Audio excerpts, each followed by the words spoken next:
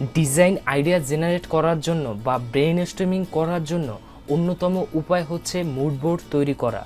Mood board তৈরি করা হচ্ছে একদম সিম্পল। আপনার একটা বোর্ড করা থাকবে, মানে একটা ডকুমেন্ট থাকবে, সেই ডকুমেন্টে বিভিন্ন ধরনের ওই ডিজাইন রিলেটেড ইমেজগুলো সাজিয়ে রাখবেন। শুধুমাত্র ইমেজ না, আপনি যেসব বিষয় রাখতে পারেন যে ওই কোম্পানি রিলেটেড, মানে আপনার ক্লায়েন্টের যে ব্রিফটা থাকবে, ক্রিয়েটিভ ব্রিফ, সেই ব্রিফ রিলেটেড যত ধরনের ইমেজ থাকতে পারে বা আপনার কোম্পানির জন্য কোনো ইমেজ থাকতে পারে, সেই ইমেজগুলো একসাথে সাজাতে পারেন। বা ওই ব্রিফ রিলেটেড কোনো ইলাস্ট্রেশন থাকলে, কোনো আর্ট থাকলে বা কাস্টম গ্রাফিক্স থাকলে সেইগুলো আনতে পারেন। বা কোম্পানিটা যে রিলেটেড, মানে কোম্পানিটা যদি কর্পোরেট রিলেটেড হয়, তাহলে কর্পোরেট যে ডিজাইন স্টাইলগুলো আছে, অন্যদের যে ডিজাইনগুলো আছে, সেইগুলো নিয়ে আসবেন, সেইগুলো একসাথে সাজাবেন। বা কালার আইডিয়া, যে কালারগুলো আপনার কাছে ভালো লাগে, অনলাইনে সার্চ করে যে কালারগুলো কম্বিনেশনগুলো ভালো লেগেছে বা যে ডিজাইনের কালারটা ভালো লাগছে, পুরো ডিজাইনের পিকচারটাই এখানে নিয়ে আসবেন। বা টাইপোগ্রাফি আইডিয়া, মানে কি ফন্ট ব্যবহার করেছে বা ফন্টের স্টাইলটা কেমন, কিংবা ফন্টটা কিভাবে সাজিয়েছে, এইসব বিষয়। বা কোনো ইনফরমেশন থাকলেও যেগুলো মনে হয় যে গুরুত্বপূর্ণ থাকাটা, সেইগুলো। মোট কথা হচ্ছে যত জিনিস প্রয়োজন ডিজাইন ইন্সপিরেশনের জন্য, সবগুলো একসাথে করে রাখা, যাতে আপনি একসাথে দেখতে পারেন পুরো ডিজাইনের মুডটা, যে মুডটা আলটিমেটলি হবে সেটা আপনি একসাথে একটা বোর্ডের মধ্যে রাখবেন। সো আমরা সরাসরি মুড বোর্ড তৈরি করে ফেলি। ধরুন ক্লায়েন্টের কোম্পানিটা হচ্ছে বাচ্চাদের জন্য, যেখানে বাচ্চাদের খেলনা পাওয়া যায়। সো আমরা এমন একটা মুড তৈরি করব এই মুড বোর্ডের মধ্যে, যার মাধ্যমে ওই ডিজাইনের ক্যারেক্টারটা বা অ্যাকচুয়াল ফিলিং বা মুড প্রকাশ পায়। সো আমরা এই ধরনের কিছু ইমেজ সার্চ করি। এখানে আমরা সার্চ করি চিলড্রেন।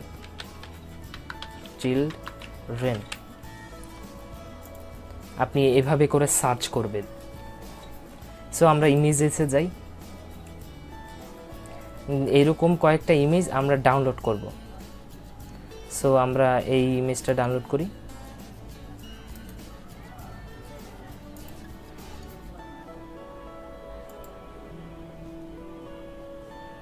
তারপর এই ইমেজটা ডাউনলোড করি।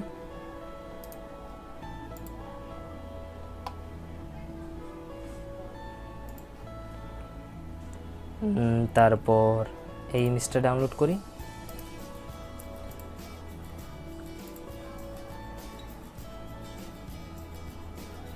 আপনি আইডিয়া পেয়ে গেছেন যে এইরকম বাচ্চাদের ইমেজগুলো ডাউনলোড করবেন। বা কোম্পানির রিলেটেড কোনো ইমেজ থাকলে, আপনার ক্লায়েন্টের ব্রিফের উপর নির্ভর করে, সেই রিলেটেড ইমেজগুলো ডাউনলোড করবেন। তারপর চিলড্রেন ইলাস্ট্রেশন লিখে সার্চ করি।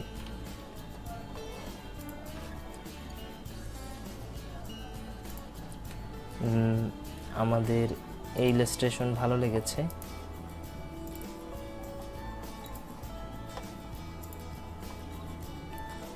এভাবে করে দেখতে থাকবেন। চিলড্রেনদের আর কিছু এরকম জু রিলেটেড কিছু থাকতে পারে, আপনার যেটা ভালো লাগে, যেটা মনে হয় সুইটেবল হবে, সেইগুলো আপনি নিয়ে যাবেন। ডাইনোসর কিছু থাকতে পারে, সো আমরা নিয়ে যাই এটাও।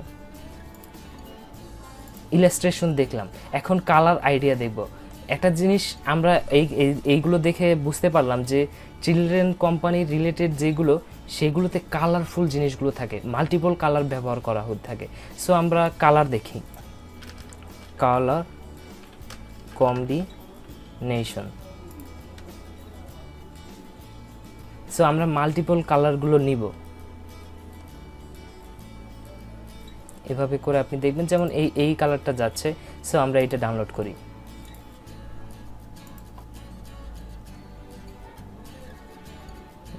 এভাবে করে আপনার যে এই কালারটা ভালো লাগছে, মাল্টিপল কালার যেহেতু ভালো লেগেছে। আবার আপনার কালারের জন্য আপনি বাচ্চাদের কোনো ডিজাইনও দেখতে পারেন। যেমন আমি পিন্টারেস্টে চলে যাই, পিন্টারেস্ট।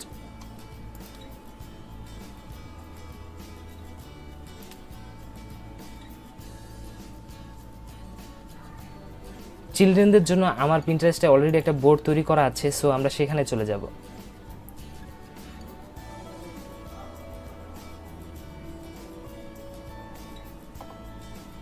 আপনি পিন্টারেস্টে মুড বোর্ড তৈরি করতে পারেন। সো আমরা বোর্ডসে ক্লিক করি।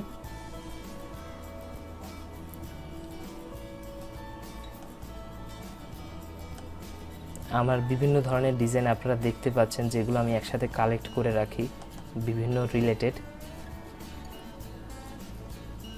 এই যে কিডসের জন্য একটা রেখে দিয়েছি।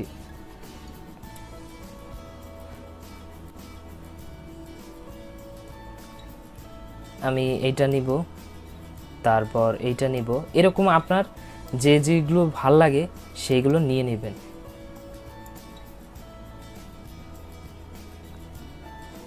তারপর এইটা ডাউনলোড দিব, কারণ এইরকম ডিজাইনগুলো থেকেই আমি ডিজাইন আইডিয়াগুলো অ্যাকচুয়ালি পাবো, বা কিভাবে আমার টাইপোগ্রাফি ব্যবহার করতে হবে, কি কালার আমার ব্যবহার করলে ভালো হবে, কি কি এলিমেন্ট রাখলে ডিজাইনটাকে আরেকটু অ্যাট্রাকটিভ করা যাবে, বা কি কি কাস্টম গ্রাফিক্স আমি ব্যবহার করতে পারি, সেই জিনিসগুলো কিন্তু আমি আইডিয়া পেয়ে যাচ্ছি। সো আমি এইভাবে করে নিয়ে যাই। এটা ডাউনলোড করব,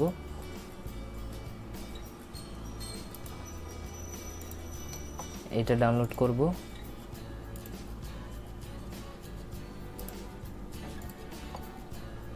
এটা ডাউনলোড করব।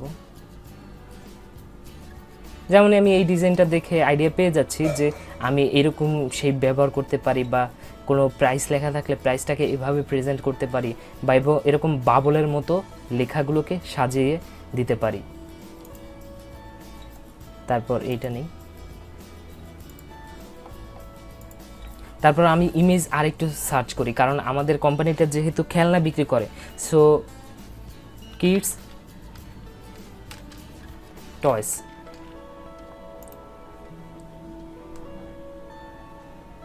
এরকম আমরা কয়েকটা খেলনা নিয়ে যাব, খেলনার ইমেজ।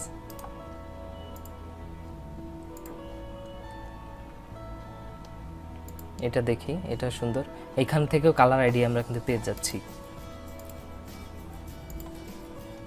আবার টাইপোগ্রাফির জন্য আমরা আরও কিছু ডিজাইন দেখি। এই ডিজাইনটা দেখি কেমন টাইপোগ্রাফি ব্যবহার করতে হবে, বা আমরা এরকম সুন্দর সুন্দর শেপ ব্যবহার করতে পারি, এরকম বাবল ছোট ছোট গোল গোল বাবল ব্যবহার করতে পারি, এভাবে বেলুন ব্যবহার করতে পারি। এরকম আইডিয়াগুলো আপনি মুড বোর্ডের মাধ্যমেই অ্যাকচুয়ালি পাবেন।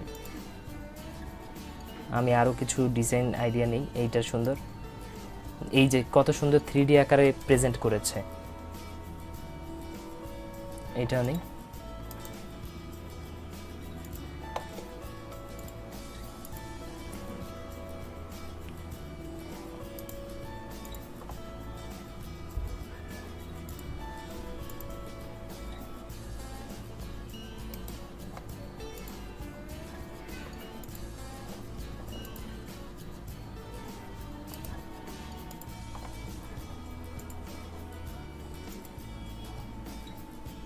সবগুলো ইমেজ ডাউনলোড দেওয়ার পর আপনি সবগুলো একসাথে নিয়ে এসে জমা করবেন।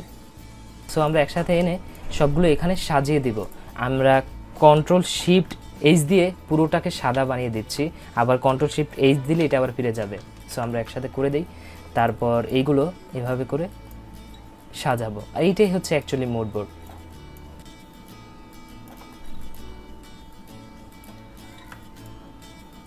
এভাবে করে অগোছালোভাবে আপনি সাজাবেন।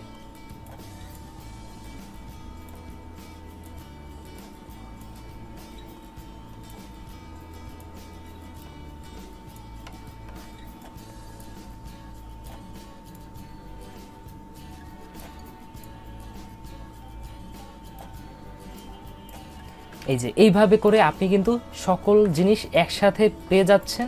এখন এই ডিজাইনগুলো নিয়ে আপনি অ্যানালাইসিস করবেন যে কোথায় কোন টাইপোগ্রাফি ব্যবহার করেছে, কোথায় কোন কালার ব্যবহার করেছে, কোথায় কোন শেপটা ব্যবহার করেছে, যার কারণে ডিজাইনটা সুন্দর হয়েছে। এখন আমি আমার ডিজাইনে, আমি আমার ক্লায়েন্টের কাজে কোনটা ব্যবহার করতে পারি, এই জিনিসগুলো একসাথে করে দেখবেন। বা ক্লায়েন্টের ব্রিফে কোনো গুরুত্বপূর্ণ কোনো কথা থাকলে যে এই লাইনটা থাকা দরকার, আপনি পুরো টেক্সটটা এভাবে এনে রাখতে পারেন। সো আপনার সবগুলো চোখের সামনে একসাথে থাকলে তারপর আপনি অ্যাকচুয়াল ডিজাইনটার ফিলিং বুঝতে পারবেন। তখন আপনার মধ্যে সেই মুডটা তৈরি হবে ডিজাইনের জন্য, আপনার মাইন্ডে সেই মুডটা তৈরি হয়ে যাবে, এবং আপনি সকল আইডিয়া কিন্তু একসাথেই পেয়ে যাচ্ছেন। আপনি টাইপোগ্রাফি আইডিয়াও এখানে পেয়ে যাচ্ছেন, আপনি কালার আইডিয়া পেয়ে যাচ্ছেন, ডিজাইন আইডিয়াও পেয়ে যাচ্ছেন, আপনাকে কোন শেপ বা কালার বা কোন ধরনের ডিজাইন করলে সুন্দর হবে সব কিছুই একসাথে পেয়ে যাচ্ছেন। সো এইটাই হচ্ছে অ্যাকচুয়ালি মুড বোর্ড। আর এইভাবে করেই আপনি ব্রেন স্টর্মিং করে দারুণ দারুণ আইডিয়া জেনারেট করতে পারবেন।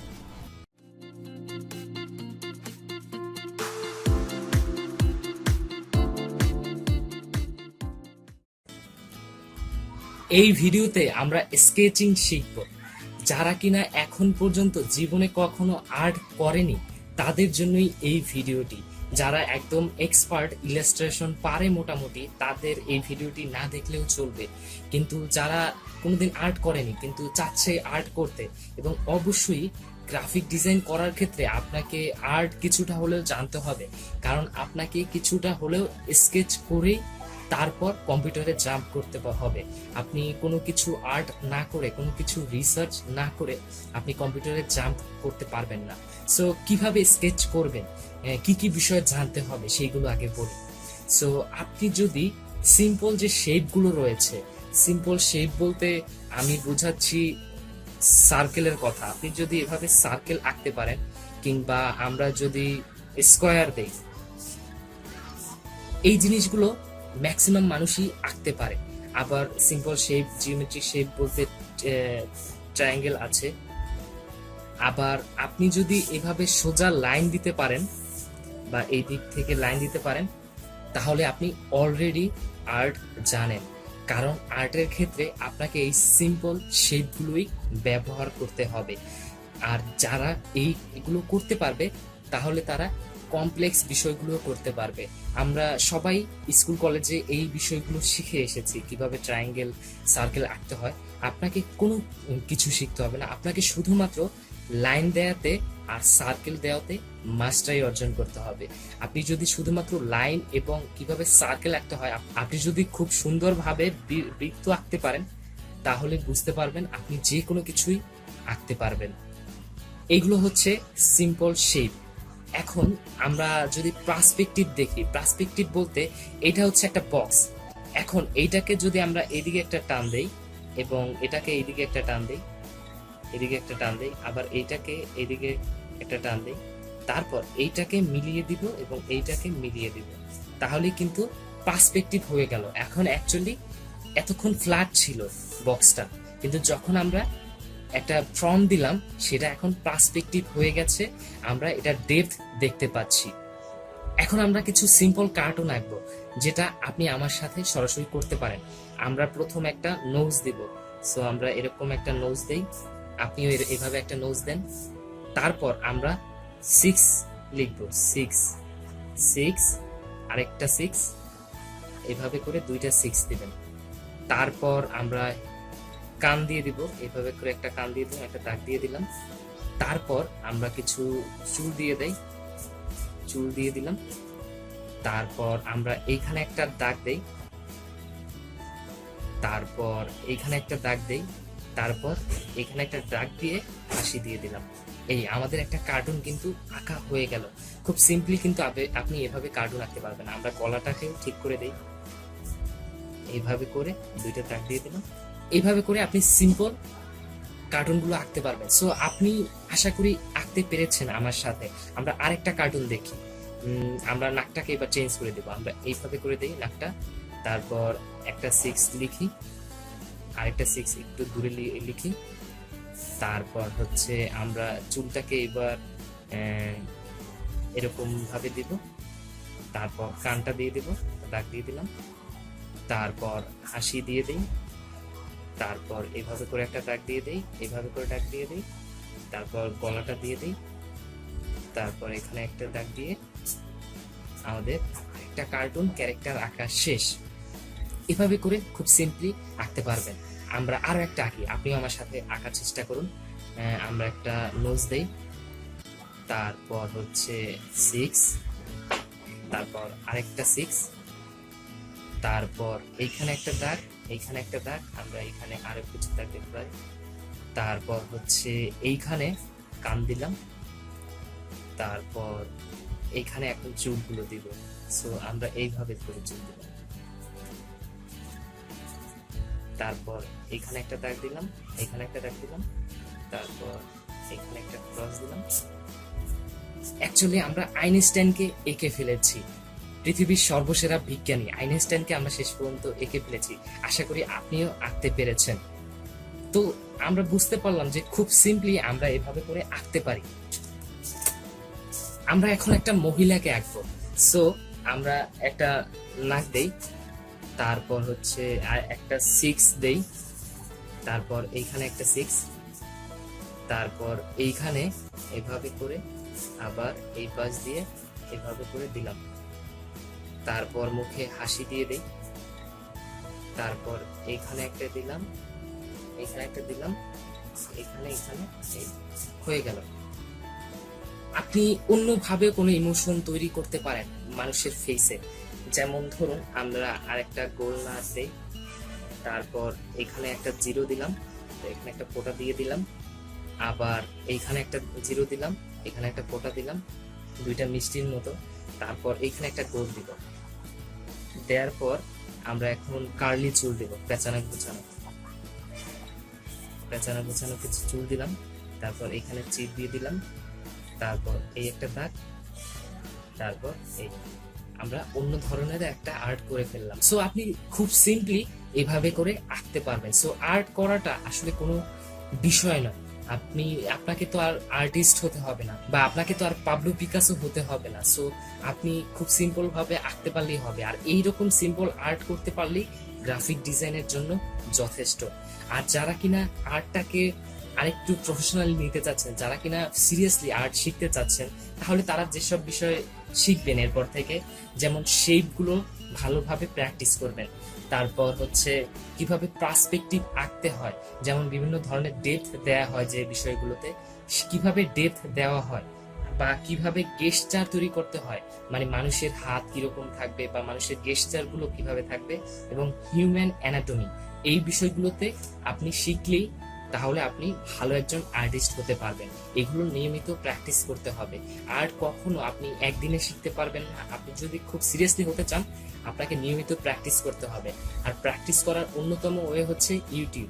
আপনি ইউটিউবে যদি হিউম্যান অ্যানাটমি স্কেচ লিখে সার্চ দেন, বা গেস্টার লিখে সার্চ দেন, বা সিম্পল আর্ট লিখে সার্চ দেন, তাহলে আপনি প্রচুর টিউটোরিয়াল পাবেন। সো আপনি যদি সিরিয়াসলি শিখতে চান আর্ট, তাহলে ইউটিউব ভিডিওগুলো দেখুন, তাহলেই আপনি ভালো আয়ত্ত করতে পারবেন। আর আপাতত এতটুকুই যথেষ্ট আমাদের গ্রাফিক ডিজাইনের জন্য। আপনি যদি এই সিম্বলগুলো আমার সাথে এঁকে থাকেন, তাহলে আপনি অলরেডি আর্ট শিখে গেছেন।